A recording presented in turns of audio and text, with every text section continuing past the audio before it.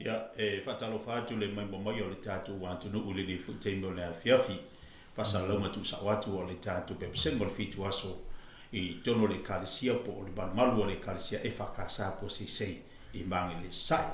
E la vai mo le fiafi fatalo fatu ba le nganga falalo ta fa fio la langi lo bai mo ma se si mai ai le pa io la finga lo ma tofia le tu so se fata fa te langa ya le ngata fo ilea o le mai mo ta po ia le tatu watu no o lo si la mai mo I lungo pe ngata fa ilangi ia a o fa sala watu tatu poklame ile kalisia EFKS ilon malu Magele sai lewa matu fatasi ile le futai mo la fiafi ia male sungola so sani se tasi to mamtua tono le kalisia ia le to faya so mo elia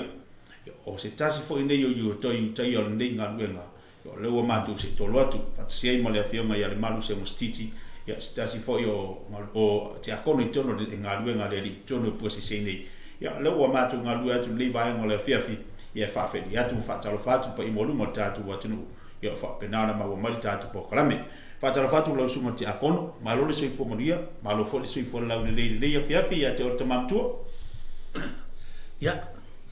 soi fo moria I ko fa fe la uma fa ke kia pa kule le usongi ko bore so fa le malu ia mal pa ia mal mal fo lo si la mal mo mai nge fiafi ma lo soi fo moria I do tunu so se vai mo lo langi o si lo mai mo mai so fo moria ki ma le ba malo le soi fo fatalo fatu lo ngol mal ya patalo fatu lo to fatu tia me si fo le suato le suma le o so sfat tuo le ne voi ka si o lo to tuo tono le ne ka si to sanga fia ya va te le mo ne va no ta to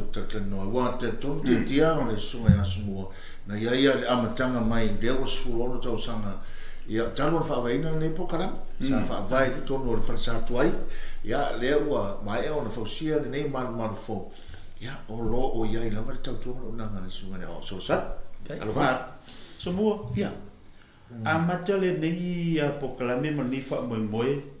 na amato e yai le lava wo mo litu sanga o le lava e te tu ma enga o le asa usi le sila o oil tamama tu na ye le fa vai na ni poklame o le asa ta hu o le ni fa mo ya ti ta tu o tangata lo tu mata tu tangata kerisian e nei vai time of Christmas whengataa iau na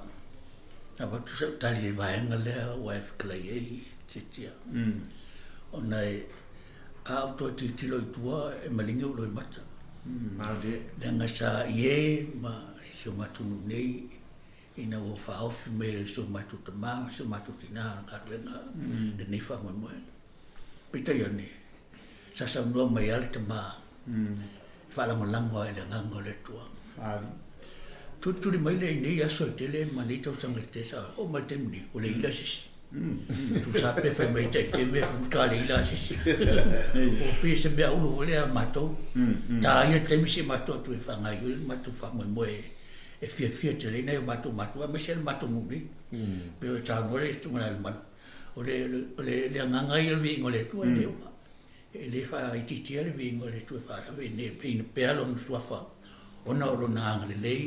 mo na auto tai sa mai fu so fu lo tu fa la e mo so fu to fu ne ya ma ya mo so ona vai va tu le fa fo mo le tu no nei ile amataina la le nei fa mo o le fu wa sa o le tamai le fa mo fio na talia ele fa ngo fia fu na tau amata pe tai ona nga lua le nga le lima le tu fa tasi ma nga lua fa tu ina ia fa tau ina fa mo o la sila la o el tama la sila ngolango le kalesia mai ala matanga lo se fu wono te lo va su lo tau sanga talo na ele fa mo la se la ngolango le kalesia ile fa tino ina ni pokalame I tau sanga te tasi ma le kalenga titia o tu atele le lango le matung ne ba tu le kalesia Puaseisei ne le se tu fa ta malal fa mo me uma o ta pena masani na ngana na inicio tina matung fa langi le foloma a va pela o tu te le o le fanga ino le Fai lo polo matua, sole e puna mai lau mea ai. Ai moni ma fa maoni sa manga na tina matua i fai langi folonga. E fiu fanga le lau langi le uma mea ai le nga wai mai waki le kele mea ai mo le lau waku le fa fonga mai le. O ani lu itau ole neifa an pokalame. O ani lu itau. O ani fa fitau li sa fe ngai male kalesia. In fa fitau li po me wanga lu fe fia tanga tau. Io, wale ai as watu le fa sa fitalenga tetia. Wale ai am seru tau, wanga le oli oti. O fe se me fia. Nga kai ke mi asi mai su mai le ula le aso mala ai fe mai. La ku le fa fonga me kia kong ya. E malu ba ni so no anga tama. E so fa poponga le tulanga ta na nga pi ona ye. E sa ole nei o so moe ta wai e lo fa no tu le fo to e tu po foi ne tau sanga le lango na ya ta to ma ko i voi to fa na ya ta to tina ya wai o le fo tasi le a o le tau sanga mo na to me alofa e wai e se le matango fie foi le o le tapo inga na ya ta to tama tina ma tu le fo to e ia ilo na tu ngā ruenga fisosoani. Tene voi tau sanga nai tina mātua pe o Maria Filiese, e o Sina Sa'u, vai nā tau. Ngā sau langona i nea foi nangona. Puka mangi a le vaenga le fai mingi a tina. Le o fai ngone e tatu mātua o mako. Vaenga le tongi maa mei a waso toni. Nai tina mātua matonu. Le tongi maa le o fai ngone si o mako ka mako e ngore. Ora mako. Aso mua o langano wenga fisosoani si a whanau. Ia lis, pe ona si le fia o le asoli nei e whawhiwhie le Aufaipese. Fisosoani fo e le autalvou me se rao ngasa. Ia wai e si aso e pe kau kuai e sa wadi se kapi e ngoa ke rangau lau sunga le kawanga o tawe e whawhitai fo e lango e whanau. Whawhitai mo le fisili le malu wa fisikong male mele le whasino ke ngera whangau.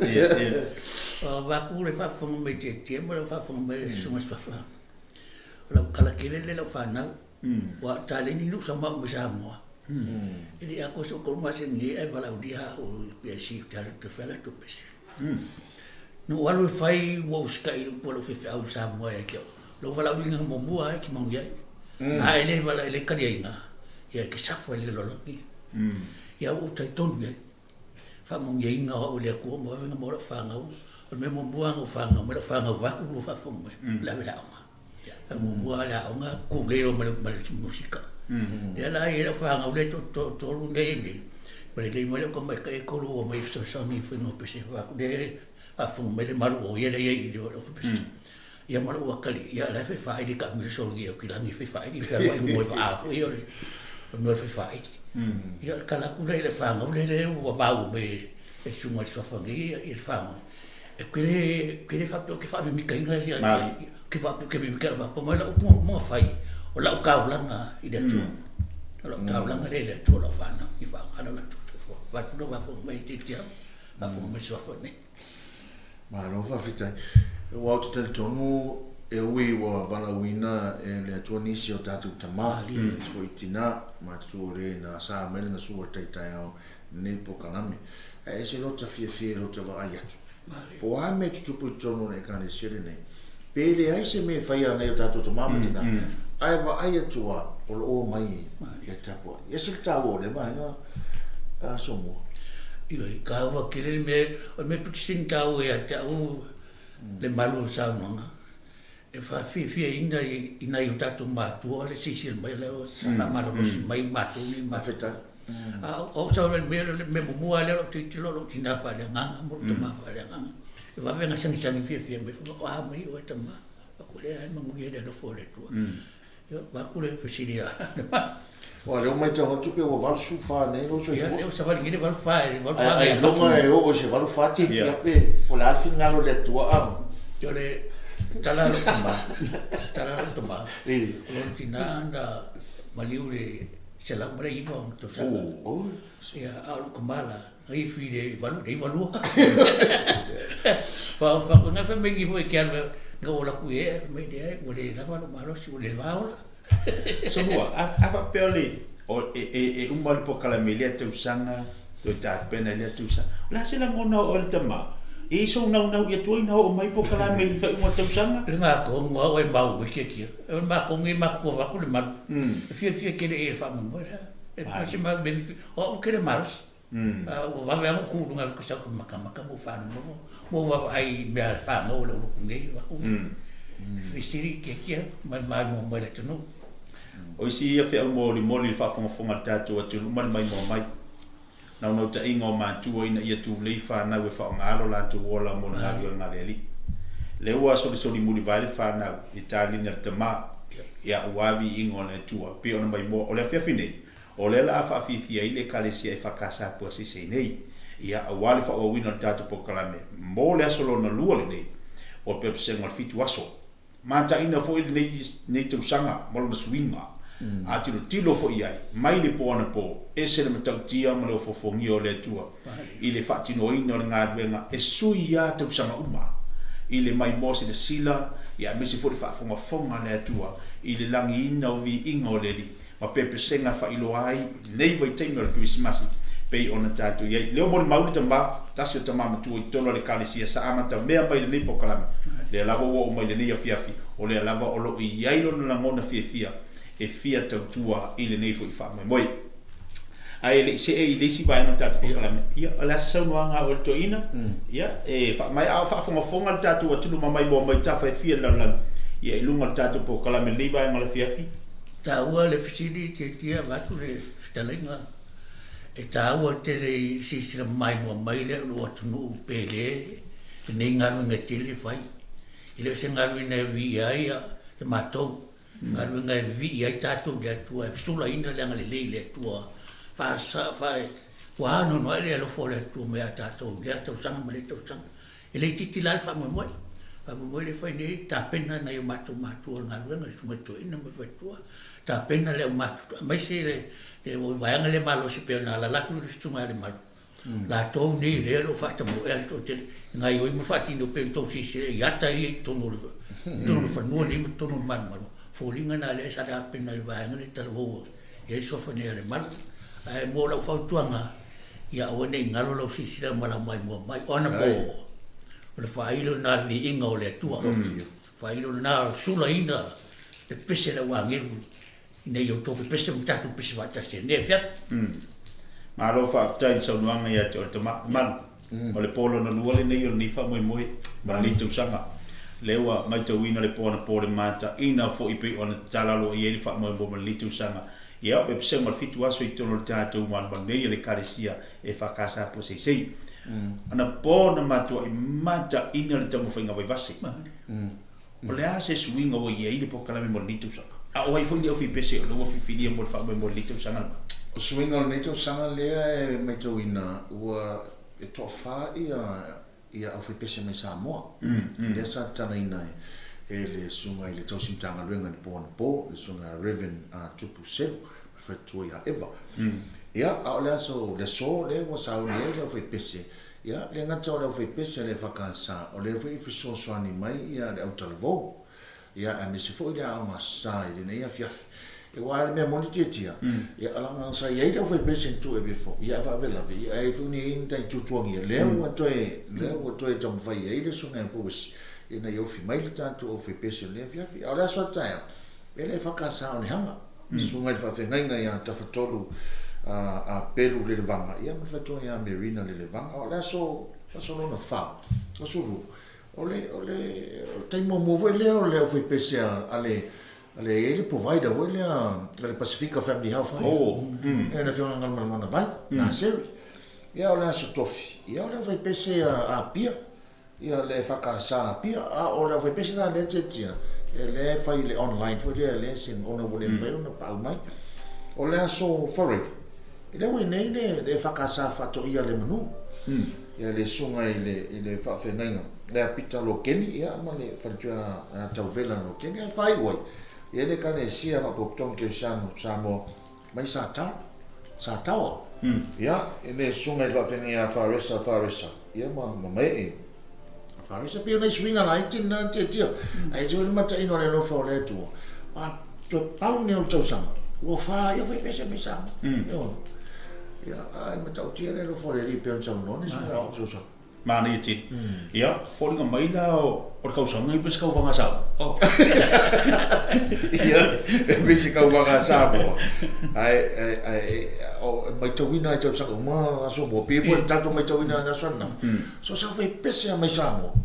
esse le mata sa unia le mele mo le nga fa te te sunga fa fe ngai ia ile nga ngolo fa pena na tau la mo il tapina no nega foi pese nei asolo na lua le nei le la mai mo sila tatu atu fa fonga pe senga ole fitu aso ia mo le nei tausanga ile kalesia EFKS Puaseisei Magele sai ia mai le sumatoina Reverend Victor Pouesi ma fatu ya Salome mal pa io le kalesia o le am fai ona fa fifiina tatu wa tulu o vi ngole li ia ana ia mo lunga le nei tausanga mo lunga vi ngole tu a wal fa mai moi ana man sinmun mulia dalu na mata mali ni po kala me mani fa moi moi su ififi loila o tino tiro ma sila tatu wa tunu kalesia esi ele wole fa pito manu ya tasi le EFKS we me tisi la Assembly of God ai mese fo ia fa tonga a onga maftanga salato tongi le lato ma itausanga te tasi la se la ngona sai ai na mafuai ona au mai ya wa mai te tasi kalesia ina ia fai ona iso lato sao ile tausanga mele tausanga o fina ngalo na sio matu tamato ina ele fa pito manu ya tasi e me fu le o fina ngalo le tuana safio mai ina ia fa pena na so swani mtala il tala le ia lona no fa le fa tua ia mo na le kalesia le EFKS po le metis a wa fola tu le fala ma tau fai e a fio mai kalesia ia se mo de mane o le fala mo longo tu i pese i wa ngata to i tone EFKS ka to fala mo i tato pese ia mai vele o ti e se fo mai le katoliko e se fo mai le metodist o sorry e ma ko ki ia a onga ni tama toa te tama te toa le malisi va pena ia ave ne a copa ia me mopa ia manisi o e va ftai le tua e le to fa fina e le sunga toina ia ma fai una forsi le vai malo fa ftai ia ole o nanga ma tu tu nei va ngale fia ma sono bulbuli o wale mai mo sila tatu atunu bi ona ia le tatu asolo lu o le tatu psenga ia ile nei fo ia fia malitu so yo se temi ona sumailo sunga toina a o nei ba engol tatu pokalame la tali want ia wana ia tatu fasalang va business fa lo tatu sponsors pe on rina le nei fa mo tali mai ia fa fo feles finangalo sunga toina Samo ai le atu no pele o tatu iai nei vai tau o le nei tau sanga Fatau e nai le au kerisiano uma le mea lofa taua le atua o Yesu Keriso le Mesia le whaolo tangata uma ua whanau mai. Lea pui watua sa auni le sunga i le whaafenenga, sunga i le Reverend Victor Pouesi, ma le whalitua i a Salome Pouesi. E meise le mamalu le kalesia whakotonga kerisiano Samoa i Puaseisei Magele Sasa'e, e au mai mo e le fitu waso o pespesenga le Christmasi o le nei fo i tausanga. Whaasalalawina le nei pokalame lunga o le Facebook Live, a le tai au fau i Puaseisei Radio Live Stream tō fitu. O wāre sila, ma le whaafonga si o tātou wātuno. Ma o le aso nei, o whāna wai le ai o tāwita, whaolo o Keriso le lii, ma o le abea le nei mo whailonga yate o tō.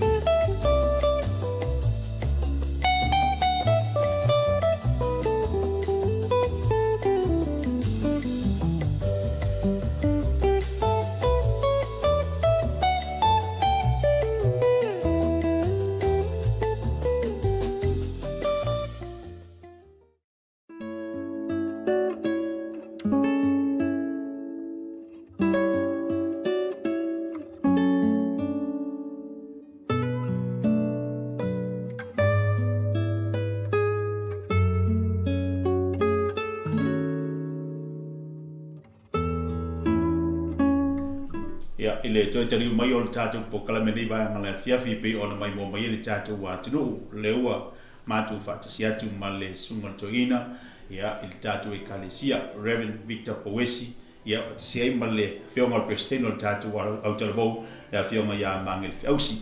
ia ole fa uina la ni pokalame le mai mo mai o tatu wa tunu leolo fa fo mai tafa e fio la langi ia wale mo le mawino pe pesema Christmas in later sanga fitu aso pe on mo le mawina ai ia later sanga olo fa fatalo fatu malanga fa lalo le sunga toina ma lo se fo manuia ma lo fo langa ma le fiafi langi mai lo fo tetia ma lo se fo manuia se fo ile ia le fa so mo tato tulu ma lo se fo manuia ia tatu tau fa ma lo mo fa taia le lo fo le tua le fiafi te mai le soifua la le o sunga toina ia ma se fo le fionga prestine ile le fiafi ai o se nei la o mana ia la batu i la sunga le toina la sunga le Victor Pouesi si esa loa ile tulanga o ia ile tapedanga le to sanga fa iona e toi tau fa lo tela le titi o la se suinga o le pokalame le to sanga ese mai te lo to sanga pi ana mata mai ia ile nei fa mai mai pepsenga le sfutto waso na mata mai ai le o se mai fitu waso after mo facility tia ya o le suinga tele la vol de to sanga ya ua peola sona na fina amatalia ele ne tato uso mai le e kalesia metotisi Samoa o se temi mo le nei ua autova mai ai ale e kalesia metotisi ya mo ele no mo la to ya peona amatalia ai fa mo le sona na fi masani lava o to ina lava amata ya ai ona ole ua o mai fo ile kalesia le to fito ina ya le ala fo ile o manatu ya ole a vala ulo ya na yuso metis ya fa msuye amatalia proklame ya ole suinga lava ia sui ata usanga ma le vai fo i le fa ma ite ole langona ole fia ma le fata ditali le fa na mai ole pepe le Christmas ya epe o se me look forward ya fo ile ya me se fo ile anga ya tu ile fa no mai no fa na mai o le pepe le Christmas ia ma le fe au file mo tato e vesi le tau sanga atoa ai o mai lo temil ne ia pe ma ia matalon tau fa ma fule va pinsinga ka fa le bule alo be ia o se kali kule ma le nga fa lo Reverend la sunga to inawa ba tele tau sanga tau no fa ngasolo mandi po kalamen mandi fa mo ile amatango le fa mo boy sa fa mo fio na tau amata mandi po kalamen le sunga le to ina mal faltua ele fengo fie mai se por kalame e a fia mai lava ia ainga o se matu o lotu i tulanga lava ia latu taimi o latu a ngava e fa pe fo ia le tulanga o le tau seleni ia e mto a fenga ta mta peta ia e o le tu maulunga le fe au o le tala le e pe e ngalo mai me uma ti nga mo fengata e mai ale amatanga ia pe o masani e te tia wale to ave fola mo meting au fai mo me fifia ia malo fa tai ia o tapena mo litu sanga o yesi fa mo le sunga le to ina e to fa wa le fitu aso mo to sanga fo ia pe to fa wa sfuto aso e se swingo la to e yesi mo to sanga fo ia o lo tu watu ile tu ale talo ai se time pa mai ale nei fa mo ia ona to e lo pito to fo ile ia mo to e sa ili le mano le tulanga o le to fa mo fa to tanga pe le kalesia ia po le ale anga iluma o memo tino sui fainga tu mo pe fa vai mali ai le tu e lava le fe au le mainga o le momoli na mai ia o le fe au le Christmas pe ona tau la mo le kalesia la sunga prestine Magele ro ta fa le sunga toina le wa ta pena ia la televo mo le ia fia fi pesenga la sta pena nga wo ye tatu o televo mo le ia fia fi mo le fe au tala le kaus ia fa ta ia tu ila fionga ti o lo tu fo tangi o le o ta fo le sunga toina fa ia so fo yo le fo pese ia ole ta pena nga le televo o le foi pese o le televo le vale tu sia ma tu kalesia e o be fa le televo ia o foi pese le vale na na ta pena nga e fio asa tala i am tang fo yo sia ma tu ta pena nga sa no le vale ma tu ina le ma ia tu sanga ia whaatau ai lava le wal ping ole o le telefon le Aufaipese le wal ping la le le vaenga ole pena i le tu le o ia o le wal ping pena le tu le tino ia fa pena foi le tu le misali tu fa le nganga so it's le tau ole tapena ngani le to vai so tau le telefon le Aufaipese so se vaenga lava ia te minela ia o telefone ia matu fu anga fata tia ia wale anga i lumo sia matu o telefone mai pio vai la vai sa no i matu i no matu la ne ta pena ia wa o le telefone ia lima vai ia le kalesia me se lavo vai anga limo le kalesia ia pe na matu ta pena ngala le te mine ia fa yo fafo o tonu ia matu so tau la vale ta pena fa matu mo fina fo yo le Amo mo le Christmas le le sanga le fana mo pe fo ia pe talia tu le lo yonga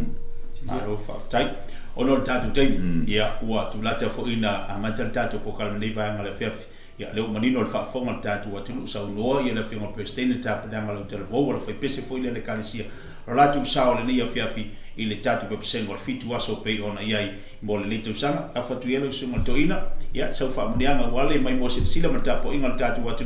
ala tapela tatu o telebo awa ia bi ingole li afia ya ala tatu alo alfa mo le lono lua le ne aso le falo mai no le fitu aso Christmas ya samoa ya mo ia la fa funga tapo mai ya wa fole ne aso ia mo bunga le vi ingole tua ya wa alfa mo pe na lo ti ele foi pese mana tolvo manga de sa ni ala u fionga kia mi foi fionga president ya mo ia foi lo tapo inga samoa tai Samoa le atu no pele o tatu iai nei vai tau o le nei tau sanga. Whaatau e nai le au kerisian uma le mea lo whatau le atua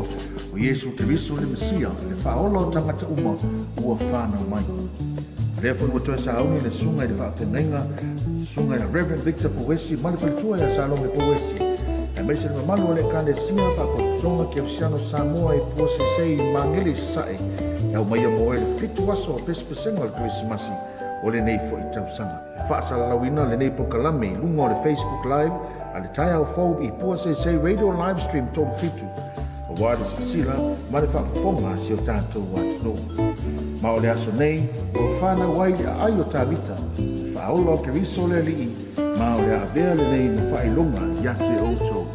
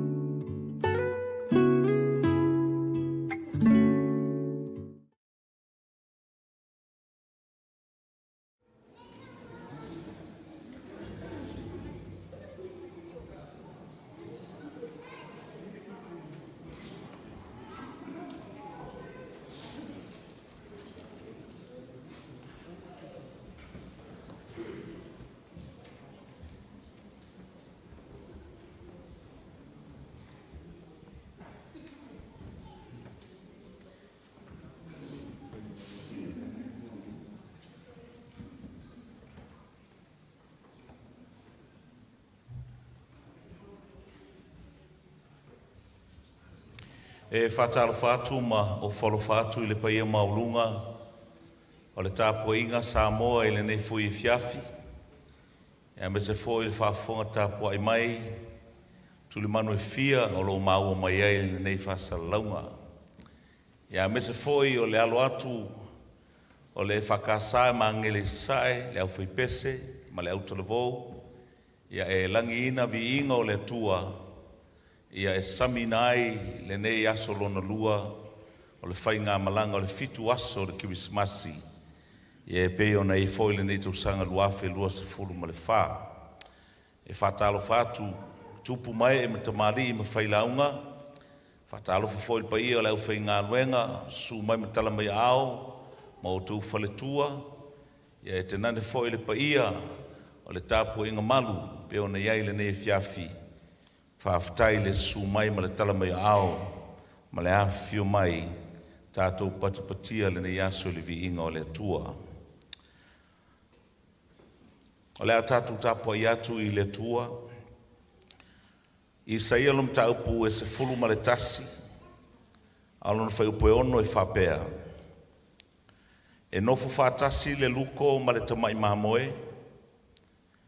e nofu fo ile na Mary fatasi ma le tamai oti. E fatasi fo ile tamai povi ma le leona ta anoa. A toa ma le manupeti, e taita ina fo I la tau e le tamai titi. Isaiah chapter 11 verse 6. The wolf will live with the lamb. The leopard will lie down with the goat. The calf and the lion and the yearling together, and the little child will lead them.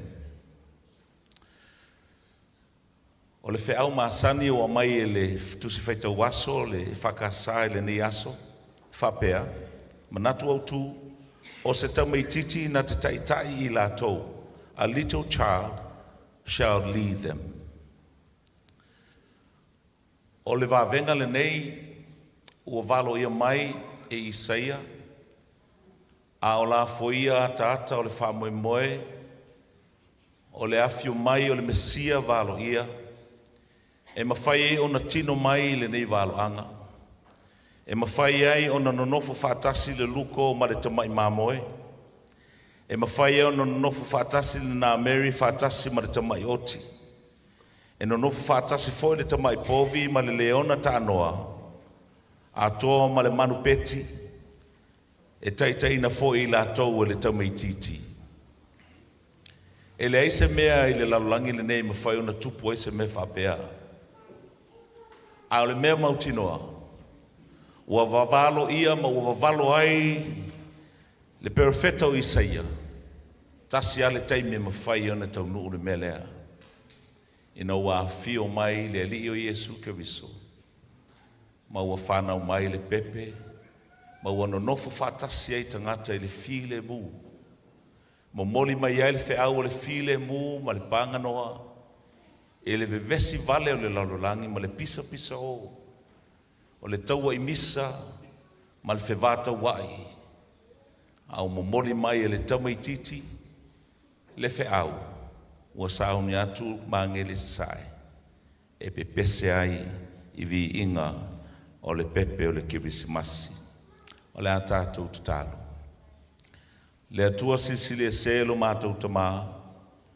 fia whaia o mātou loto I le nei fui e fiafi. So o ula le tau mawhainga le EFKS Magele Sasa'e, mai se o le whamoe na tatala ina ai e o mātou uso me tutisi, I le pō na pō, a le mātou tatalo, ne ia pāpā aveloa pele whau unga lo nganga, ina e mawhai o na whaia, mai e tū maule vi inga o lou lava suafa, I se tau mawhainga whatau waa lau Aufaipese, ma le au televou tū whatasi. Ia whaamana mai, ma whapa ia mai, a veo mātou leo, ma siu whafonga, ina ia langi nai vi inga o lou suafa. Ia o sa uni whata di tali le lalolangi, I le whailunga ina o le whanau mai o le pepe o le kirismasi. O la mātou tatalo lea ma leo lenga, e ala atu Yesu Keriso lo mātou li whaola, o ole me wala au tuai nei. Amen.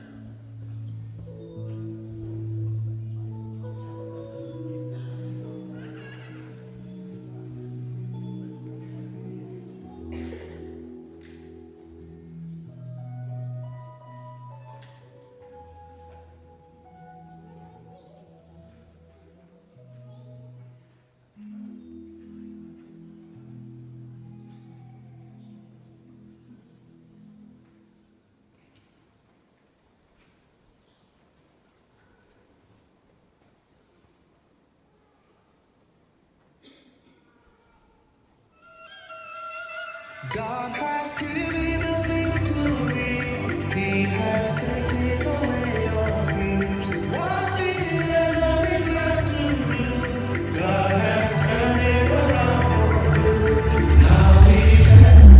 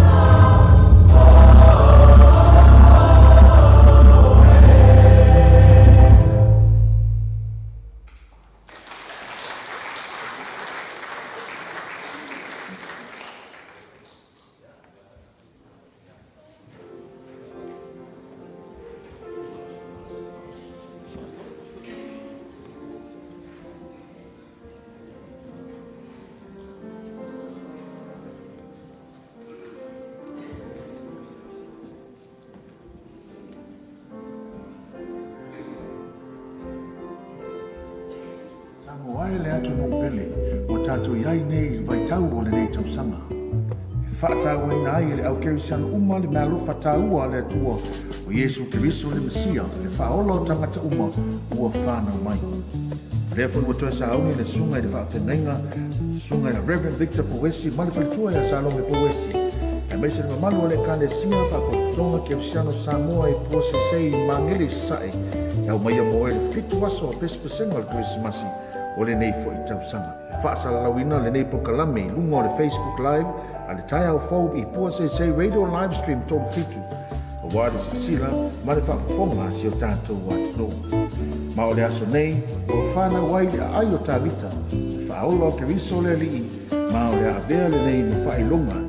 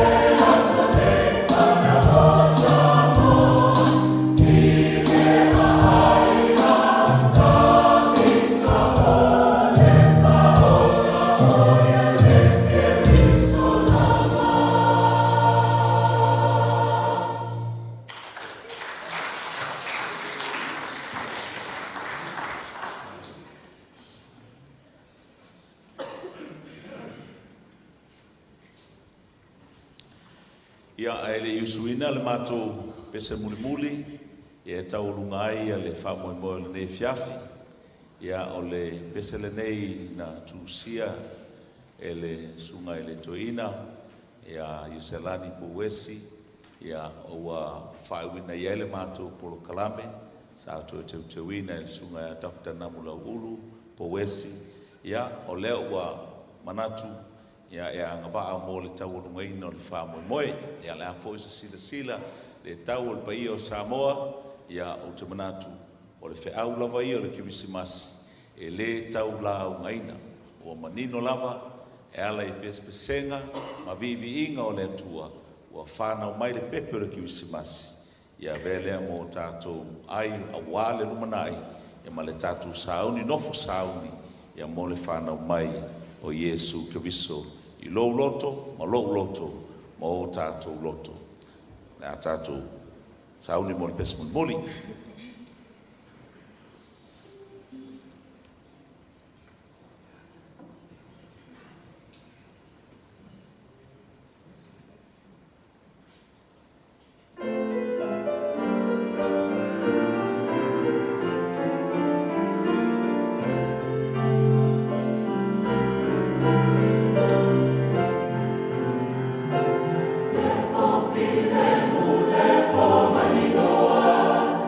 Oh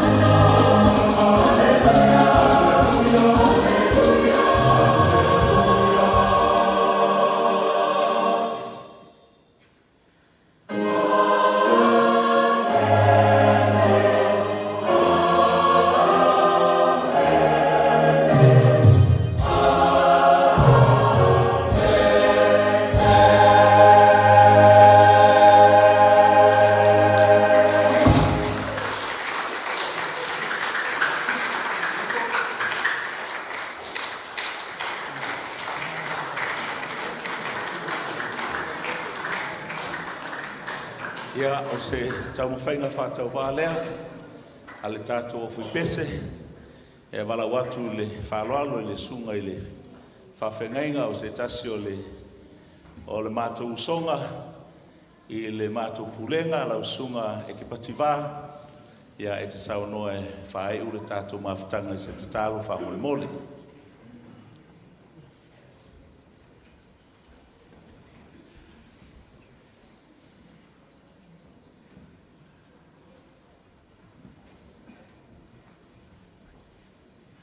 Ai le whai uina i te talo mai se tato pati te le lava po le talo whainga o ka le mata mo kie tai le sua tuaina la karetua tai kua i le mamalu mo paia o le Aufaipese o le aonga sama le junior youth tu whatasia whaftai whamanuia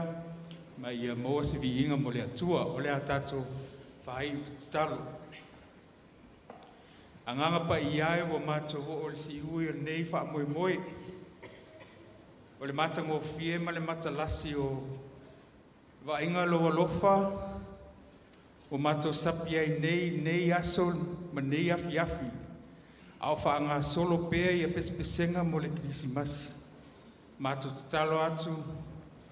Whaftai ta maa mo nei wha moe moe. Whaftai mo le mea lofa. Tale nia ai al whanau e mese lava nei e kalesia, ia mese lava o kalesia umalo whai mai au wale wha moe moe nei e lofa, ia wha sili ina e pea vi inga mo lawa fio, nei se yo le wha wavau, e wha wavau lava. Amen.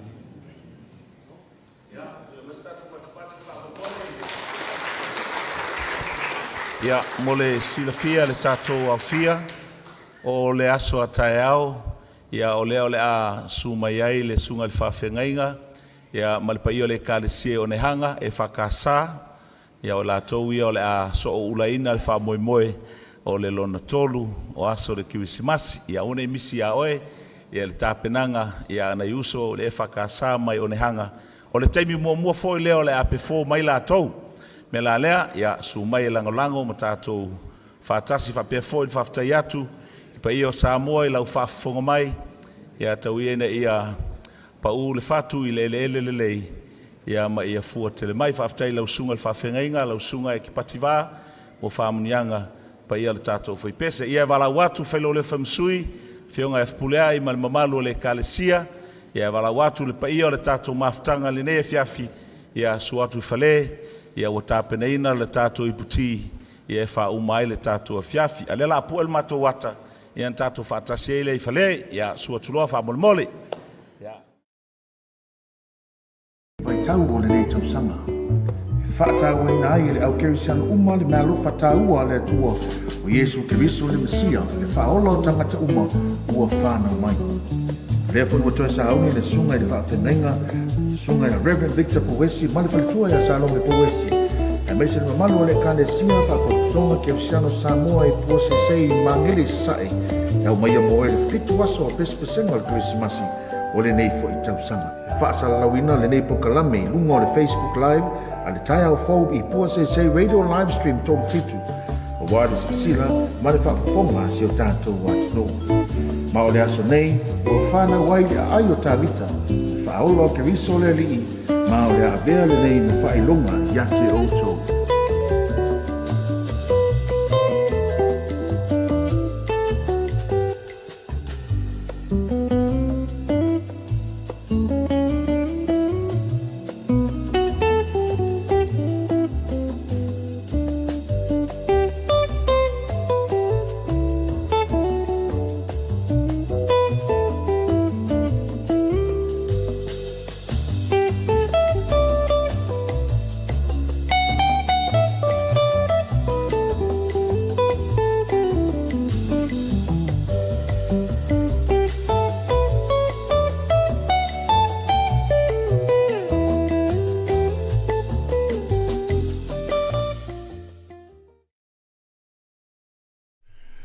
Ia ile to te riu mai o tātou po klame ni vanga le fiafi na o mai antu i pepesenga o le nifo i asolo na lua. o le whamoimoe o le kalisia EFKS Puaseisei Magele Sasa'e. Ia pe ona whaafongafonga mai ele tātou atunu pe pesenga o Christmasi ia i le neifo ia fiafi. O se tau mawhainga le nā pe ona iai ia le pe pesenga ia i le neifo ia fiafi a le kalisia EFKS i lalo te taina a le sunga toina ia Reverend Victor Pouesi male falto ia Salome. Ia pe foi pa ia le kalisia i le ua iei no lātou sao i le nei tau sanga i le whamana tuina pe pesenga o Christmasi nei tau sanga lu olo wha le malu e se le matango fio le nei Sau wha. e malu o sa wa iei le upo fui lea ua siri atu mea ua ua iei no mena u wharongo ia. Afektai. Mea sa amataria mai iei le whamai mo le pōna pō matango fie pe ona tata tano fui matafa aso ai i le nei a fiafi. Ia a lea fua iei le sao le kalisia le nei a fiafi. Ia ua mawhaiana so pia le whea ua le tala le lei. Ai o ese le taha ua le nei a fiafi le malu. O le vaenga pito sidi o na utiro le fiafi ni. O tangata matutua. O la fui pesi. A utiro iesi le sila mai mole atunu. Te ilo le tangata matua le no wa ia nei o se mar fit se full tau sang. O le sao le ma. Fitulima. Fitulima tau sanga songa ia le fionga misa. Ta wha o le fiong foi le te pese. Ia manisi o to ina fionga ana nai tau i le sa. Ia me se foi fionga to filau tuli. Ia o lutu i mau yopo. Ia songa le awa o ia panga mali o fai valu. Ia mai la to uma. Ia fatua ia Lisapeta. Elia o matou tamama tina matua ia e whaamalumalua e ngā ruenga e whapenaona tau tua iei le Aufaipese ia o le ngā ruenga wā sa uninga ia Sasa'e ia e whaftai wa o le mawina foi le nei asoi lau silsila ma se foi whaafonga ma silsila le atunu ia se tamu whainga foi ngā le ruova i aso le ngā kau au Malu. E se le matango fio le ua tantono mai mo whatatu atunu i peo na ieri whea umori le fia nei. Ai o leisi vaenga o mori maua nei whanau te mina alu po kalame ia o ese mai ia nei tangata mātua ai am whaau pere whiau o tara lei nei whanau ta si le vaenga tāua o leo olo una ia i tutonu e kalesia mo tu pulanga tala vau ia whao ngā ino la tu ola i tono ngā ruenga le li po kalame sa tu vatasi le matu tamato ina so ngā Pouesi a misifo ia te pese ma whionga presidente le whailo tusi o le masa ia ina ia fa nga ta tu fana o tau foi na le pokalame ile nei vai tau wa to tele o fana o ke mini oe ia ai pe yo wa nga foi le nei pokalame ia e to e ta ina mai fina ngalo fana ia o mai ta to si ile vinga ma va tai le tu fa ta u fa na tu inone fana mai pe fo o isi ba nga pe no titilo nei le pokalame me se foi le mo ma le tatu atu ele pese le Salome iwa sumultas le sa to elangiina ele tatu Aufaipese le fiafine ma le pese muli la le sa te walunga ai le pokalame le fakasa ile ne o ka se mata mo fi e fa yo na tau tala no le titi spetsa no foi le malu e tau tala la titi ale tulanga le mata mo fi le pese le te walunga ile ne tau fa ata me le sunga toi Io ole pesele na le sa va fo mai sa tu sia la version tama. Wis. Ai sa fa upuina la e tinaia e pelesa. Wis. Wa o lo lunga na vai le tu sia le no tale ma to te fa mai na ne. Ya mi si foi sa fa la utelina fio mai na lo ulu mai na to si. So fo io le su mai fa fe ngo su mai to ina. Ia e che ro le pesi. Oh, ka se o mi le o le mea e mata ina foi le matou ia pepese le pese o upu o le fa upu ina ia mata ni u venga i maleata o uso e mai ifo tangata uma ile tua ia viinga ile tua e se le mata mo fi sa e uiwa o le umil te mil tawa ina ai le wa e malo fa i le tua le ne via fi o tau no uma le manuia e se le mata mo fi o eu ia matou te ma to ia o le tau fai pu elpes e se le mata o fio upu le fisidiane le fina ngalo le ma fa ma le fina ngalo tina ya e peles so ile fa atupu ina o nei ma fa upu le pese o le fi auna bene to walunga le fia fini o le o ngana mani o ngana ma le fa nga ina le tua ona ia tatou matua e mori mai ele fea leo tau alunga ile sao le EFKS Puaseisei Magele ile nei tau sanga lua fa ia lea foi na iai ma le tatou pese mo le ia lo fa ma fu ono tau sanga ta ona fa mai le nei fa mai man ni pokalan ia se vai ngata u le o i le sao ni ya kalisia ia ai mai se fo la to lo patino ile fa mo le nei fo mana tu no fu to waso se mai fitu waso ia pe sengo Christmasi pe awal tala le man ni tau sanga pe ona ile sao le fa kasa ia man fa mo o le ai isi fo fanga mo le aso ataya pe to fa ile ma o ai se Aufaipese o ta pe mai mo le ni ba yesu ora so taia o le wa sa ni mai ele sunga fa fenga ia ta fatol a peru le vanga ia ma le falto ia Marina le vanga le fa casa ia po le kalesia fa po tonga ke o siano Samoa o ni hama ia ma to tal no ma sunga fa fenga ta fatol a e des ka mai mea de mea o mai ka nganga sunga mai fia o ka malo sa mo ka ia so ia a wa do wa fu ka de mo ka ko Jadi, no pernah mafuang, aku kau isu iman, o foi ni marco ya man falto ya Marina o ni misia sa mo mana fa fonga no ta pawani al vai so lo tam ve toita tu po kala mini o ni misia la so lula ya ta pena mai ne fonga ngal mana vai no mana vai na seri ya mal le Pacifica Family Health Group o kama ya so ke vai ko foi pis inkia palang sa o fiki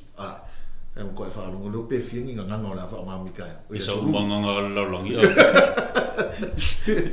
ia se tau whainga ngā mō tai hao. Ia, mana so ru. Fa au po kala mel tanto pe pese ngas futu lo aso mani va yaso. Leo fa ilo le aso tai hao mala stofi. Ia fa se te walunga le sto na mai mo tu sa mai tatu fa salama po kala me ia I lunga o tanto TV ale EFKS Puaseisei Magele sai pe ona matu tatu fa salama au temsia tu ni tau mai ia ita penanga siriatu. Tapenanga mata ngofie le ala e sida mai mo ia so totoe ia o le tatu fa mo pe ona ia le ni yaso ia tu ia ma so nga to ngo tatu po kala me malanga falor ia ftaia mo le ni via ma note tia ile to fa il pisi nga luenga ma fia o fe nga e tono ainga me foi kalesia ma na fa ia tatu to ma fut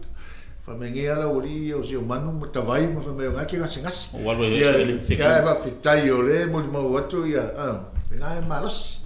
ai va fitai va fo mai tanto wat no so se vai ngol nei no langi mo mai fa se la ia ma no fa fitai to ta pena mai la so atai au ma lo fa fitai ia se tau ma sa unanga na mai atitia ma le malu ile malu le kalsia EFKS Puaseisei Magele sai manu ia fa sa ngol dia fa so I fu mai man Thank you.